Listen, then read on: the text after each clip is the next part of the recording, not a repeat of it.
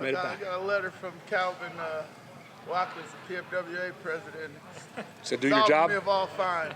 Well, tell Calvin to call me, because I got.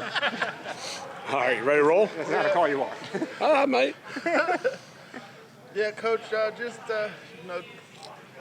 Last practice before y'all have a lot of decisions to make. What are you trying to do in this extra kind of bonus week, I guess? Yeah, we got a couple more shots. We'll get one more practice in tomorrow night.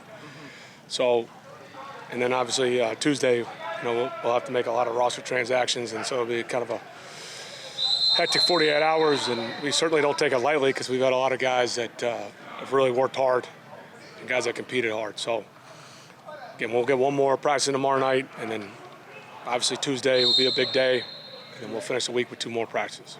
Do you all have meetings, position group meetings, or just functionally? How does that go? It looks like a lot of competition, a lot of different positions. You talking about discussing the roster by position? Yeah, because we'll have position meetings in about an hour to watch this film. But yes, we go through it. We go through it all the time. We talk all day, every day. Terry and I do, and we have meetings and collaborative with the staff, and ultimately try to make the best decision for this team. A lot of teams stagger. I mean, obviously, you cut 4 yesterday. A lot of teams are staggered between Monday and Tuesday. I don't anticipate anything else till Tuesday. Okay. Is that just, I guess? There's different rhymes. I mean, everybody's got their own reasons. Everybody's practice schedule. I talked to a few of my colleagues, and everybody's doing a little bit different. We doing what we feel is best for us, and we made some moves. I guess yesterday morning.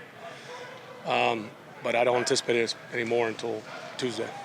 And the rationale behind Jalen? He was a kid that started a little early for y'all, and I guess just didn't know how things turned out for him.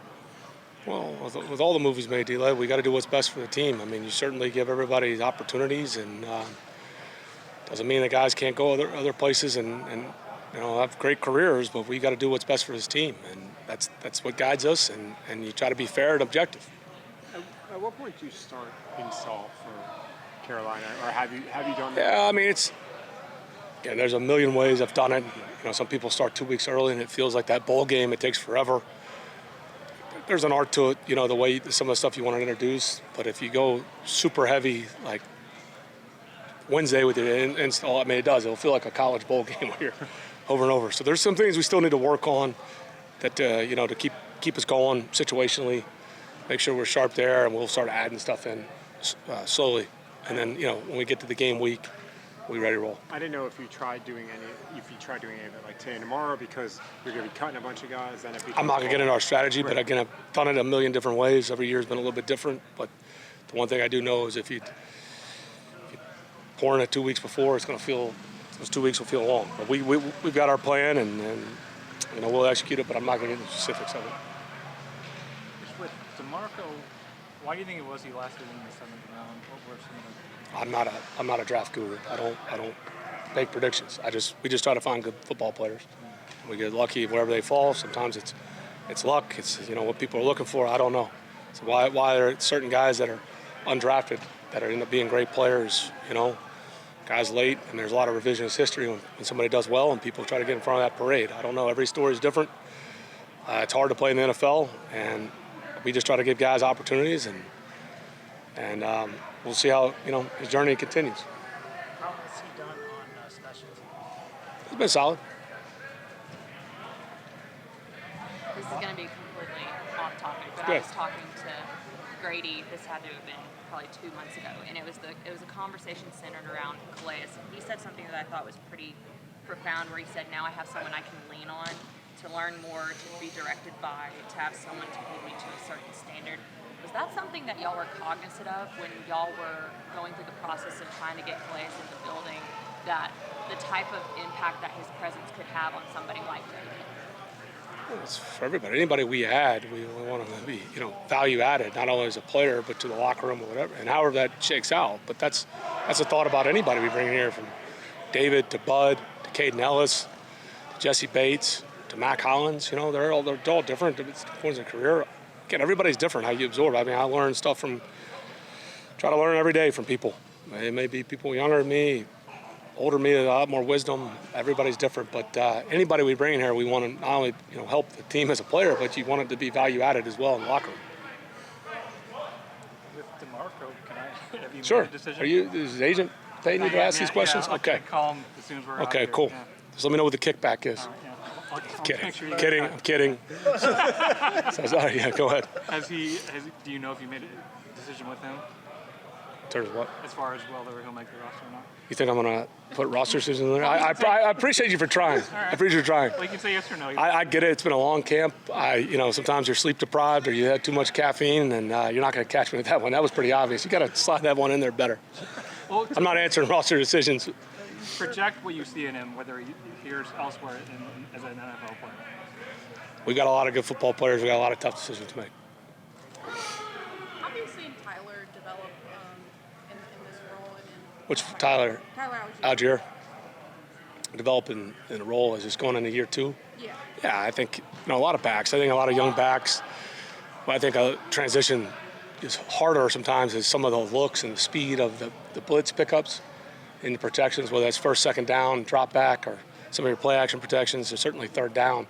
I think that's always, for all these young backs, there's always growth there. And I think, it helps certainly going into year 2, having a season under your belt. I've seen a lot of progress from him.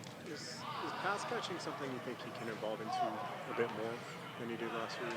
Well, he's pretty good. I mean, on some of the stuff, everybody's different. Like, there's a lot of, misconceptions. It's not one size fits all. Like, people want to look at, a Marshall Faulk and what he did, or Darren Sproles and say, hey, we need that kind of back, or, what Austin Eckler does right now. They're all different. I mean, you can have production in the pass game as a back, and a lot of it could be on checkdowns and play action. If anybody wants to get out of there and play deep, zone and take away the shot. So there's a lot of space in there. So, again, we're going to ask Tyler Algier to be Darren Sproles? No, but he can still be really effective in the pass game. It's just like we wouldn't ask if we had one of those smaller backs that was more of a receiver, we wouldn't ask him to be Tyler. So there's give and take, but you can be effective in the pass game.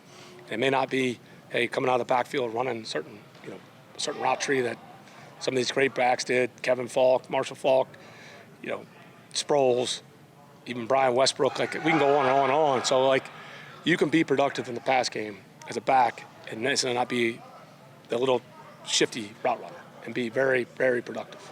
And he was at line time last year. He had a pretty good, a lot of those checkdowns he did catch, he was very productive with them.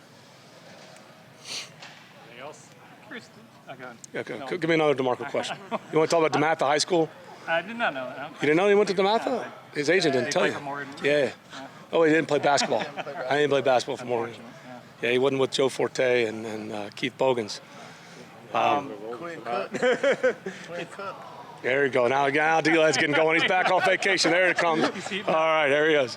There's a practice, it seems like, when guys make the roster, they're not informed, they just don't get a call. And it seems like that's been a practice. We talk to everybody. Oh, really? Okay. Yeah. I don't know. So, again, every team's different. All right.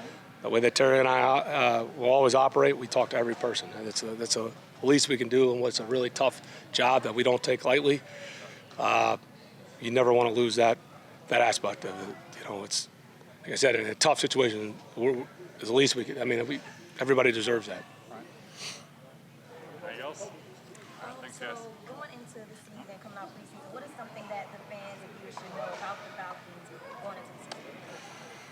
Well, I mean, I'm not going to get into any kind of wild predictions or sound bites, but I think what you're going to see is it's going to be an entertaining team to watch. I mean, it's a team that as we get closer to the season, we have a brand of football. It's going to be aggressive in all 3 phases, and we know what the grind is in the NFL week in and week out. But it's our job to go down there and certainly win games at home, among other things. That means something to us.